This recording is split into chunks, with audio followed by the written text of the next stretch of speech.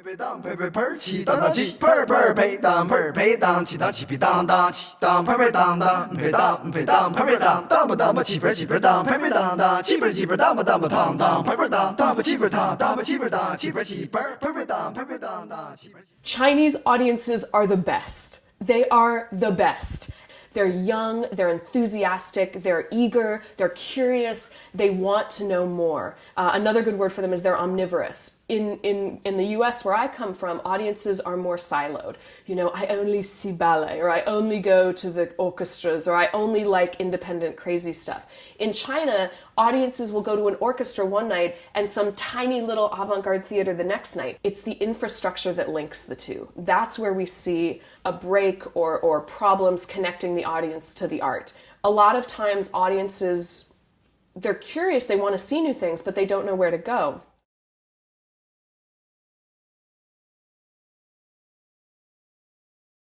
So I think traditionally speaking, audiences in China are more familiar and more comfortable with narrative storytelling, performances that have a very clear storyline. Certainly we're all used to seeing the extravaganzas, the big song and dance productions. I think there's still a bit of a perception that bigger is better. That doesn't mean that's all they want. Actually, audiences want new. They want good art, and good art comes in all kinds of flavors and shapes and sizes. And then certainly foreign dance, foreign music, things that are not language-based are very accessible.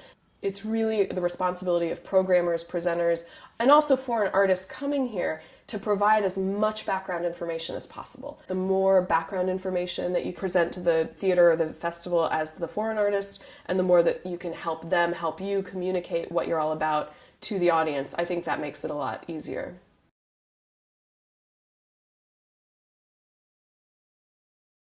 As China is going from a plan to a market economy, it's shutting down state-owned enterprises and converting state-owned enterprises to privatized corporations, because all of the performing arts troupes used to be state-owned enterprises, the song and dance troupes, the theaters, and now they're trying to encourage these organizations to get thee to the marketplace. Well, when this trend started over the last 5 to 10 years, there really wasn't a marketplace for these arts organizations to go to.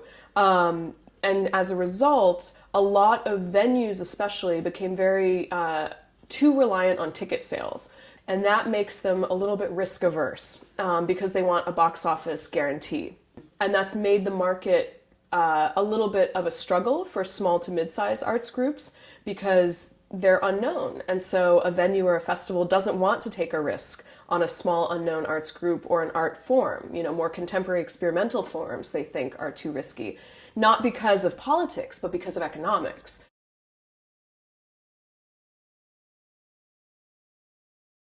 In China, things are still very spread out, and there isn't a way to kind of come to one festival and see everything. Again, as an undeveloped market, you need to take more times. You need to go to different cities. Perhaps one benefit to it still being an evolving and developing market is it's still a relatively small pool of people to find. Everybody knows Penghao Theater in Beijing. Everybody is starting to get to know the RAW program in Shanghai International Arts Festival, which supports rising artist works. These are some good places to start, and like I think everything, if you start in one place, it always snowballs to all the other places. But it's not a quick and easy one-stop shopping. It really requires an investment of time and resources and coming multiple times.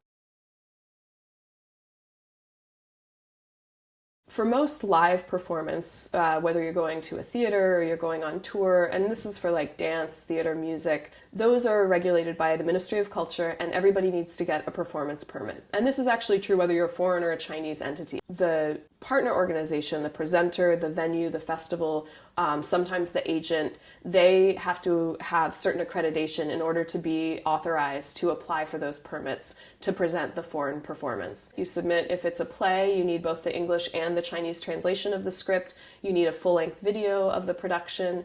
You need bios of the company and the main artists and creative team. Basically the who, what, when, where, why of the production so that they know what it is, and then it's vetted. There are really, since I last checked, and I need to double check on this, but basically there are 3 explicitly illegal things in China: nudity, self-mutilation, and explicit criticism of the Communist Party and the government. If you don't have any of those 3, then the rest is a little bit gray area in interpretation, but there is an ability to kind of have a conversation. Like, a lot of dance companies from abroad do have nudity, and people will say, well, can you adjust the costume slightly? Can you cover it up? And if you can do that, you can still bring the show. Some pieces where nudity is an important part of what the artwork is, you just can't bring that piece, and you can choose a different one. But those are, again, pretty straightforward, pretty clear, and it's a conversation that the artists would have, the foreign artists would have with the local partner, so that there are no surprises. You're starting to see more corporate sponsorship, which is more out of these corporations' marketing budgets. So at the National Center for the Performing Arts, you'll see a logo for Rolex, for Mercedes-Benz, for Hainan Airlines, and these are corporate sponsorships. They get it's kind of marketing dollars. It's a little bit like when Coca-Cola sponsors the Olympics. Now, that's different than philanthropic dollars and support as donations. That's still pretty early days in China. You don't have a tax structure like you do in other countries that provide, tax benefits if you donate money to the arts. When you see corporate sponsorship, they're really looking for marketing exposure, and that's often hard with small to mid-size arts tours. I think that's starting to change. Depending on who your audience is. A really good place to look for funding are with foreign corporations that want to reach new markets in China. And I think there's opportunity there to look for brand alignments, but it's still really early days.